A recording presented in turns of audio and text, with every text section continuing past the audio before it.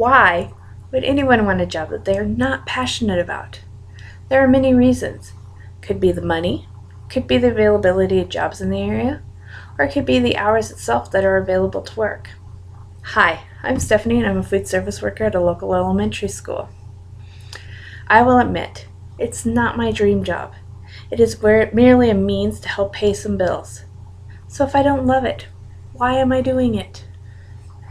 Well, today I will explain why I chose the job and the pros of having that job, the negative aspects of the job and why it drives me crazy at times, and what I've learned from this job and what I can take away from it besides just another entry on my resume. My boyfriend and I are in the process of blending our family. This is hard work. According to Holly Robinson, in Navigating the Challenges of Blended Families, step-families need time together in order to bond and figure out new relationships. There are heaps of obstacles to overcome when it comes to blending a family. There's your family style, your parenting style, the extended families, and even just your daily routines can all add to that. My job is great because of the hours that I work. I work 10:30 a.m. to 2:30 p.m. Monday through Friday. Now I know, everybody's going to say slackers hours. That's really not a job, but it really works well for our family. By going in at the time I do, it enables me to run my errands that I need to complete any homework for any of my online classes, and go to any doctor's appointments. Any of these items in a regular job would have to be put off until after you got off work, or you would have to take off from work to do those jobs. Neither one is an ideal situation. The other great thing about having this job is that I get the opportunity to drive my boys to school every single morning. And I also get that added bonus of being able to pick them up every day after school. This is great. It basically eliminates our need and the cost for daycare, which, as any parent will tell you, is astronomical and is a huge blow to anybody's budget.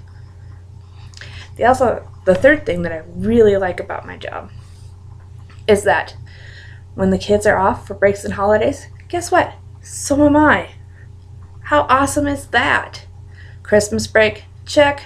Summer holiday, I got it off. This is awesome. It allows me to create great memories and spend a lot of time, good quality time with my boys. Now, as good as all of those positive things about my job are, there are a few things that drive me absolutely crazy. When I grew up in a really small town, and we had our favorite lunch ladies that worked there. These lunch ladies were amazing, and they were an essential part of our school. We joked with them, we talked with them, we laughed with them. They knew each and every one of us by name, and we knew that they cared. In the school that I work at, we feed 250 kids in 2 lunch shifts that span 20 minutes each. Let's think about this. This means that in order for 125 children that we feed in each shift to not only get their food, but have ample time to eat their food, we have to serve all of them in 10 minutes or less. Let's just ponder that number for a moment. 125 kids in under 10 minutes. Wow. Talk about rushing kids through.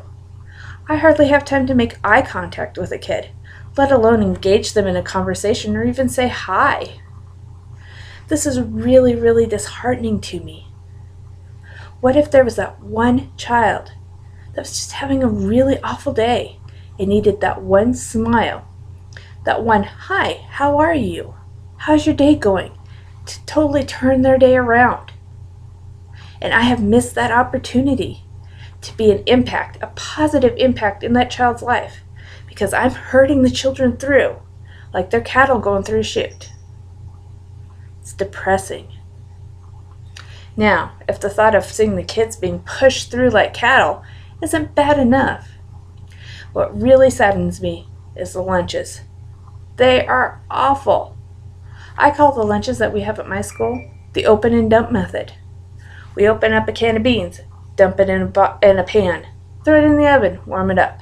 Open up a box, dump the patties on a tray, heat 'em up. There's no imagination, and there's no variety. I understand that when they implemented this system for the national foods and the school lunches, that it was supposed to be this brilliant thing. But in my job, I have yet to see any fresh fruit hit a lunch tray. There's no oranges. There's no grapes. There's no strawberries. It's the same old, same old. All I have yet to see hit their trays are peaches and pears, both of which are canned. And as for vegetables, let's just say baked beans are an essential staple in the meals at our school, along with green beans. Now, how are we supposed to teach children about the diversity and the quality of amazing, amazing food that is out there in the world if we're not able to serve it to them? How can we teach them how to love food, all different types of foods, if they are not exposed to this food? We need to diversify our menus in order to create this. And I'm sorry, frozen chicken nuggets and corn dogs do not teach children to appreciate food. Now, seeing all this has made a big change in me. I am determined to seek changes in this system. I want to see more of a variety of foods offered. Why can't we have the little mini oranges? Why can't we have the frozen strawberries? And not only do I want to see how the variety of foods have been changed, but also how we approach those school lunches as a whole. I have become an advocate for the longer lunches that will allow and enable children to actually sit and socialize with their peers.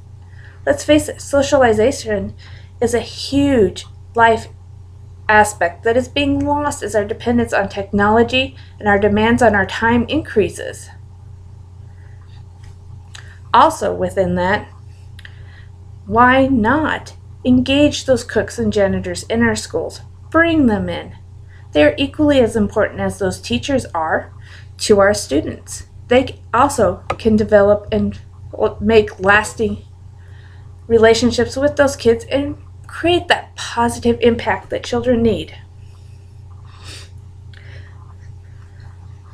By adding additional time for their lunches, they're able to sit and eat more than just 4 or 5 bites off their trays before it's time to line up and leave. Now, how can we ask our children to sit and learn in a classroom when they are hungry and have not had a chance to relax with their peers? It's impossible. I'd also like to add home cooking to our meals. There's nothing wrong with homemade rolls, homemade bread. There's nothing wrong with good quality food. It's when we start going to the cardboard flavored, plastic, nasty food that we're running into these issues. I would like to see everything added to give something more to the overall educational quality of the students in our school systems. So, do I have my dream job? The answer is no. I found many qualities that have made my job an asset to where I'm at in my life and complements my needs at this time. I've also found many reasons as to why my children come home hungry from school and why they complain about how awful this food is. I found areas that I would like to advocate for and areas that I would like to see enhanced and assist in the quality of the education that our children receive. I believe that where I'm at in my life is because this is where I need to be. I need to be a voice in implementing the changes within our schools. And most importantly, I need to be right where I'm at now so I can create a lasting impact and be present in the lives of my boys. Thank you.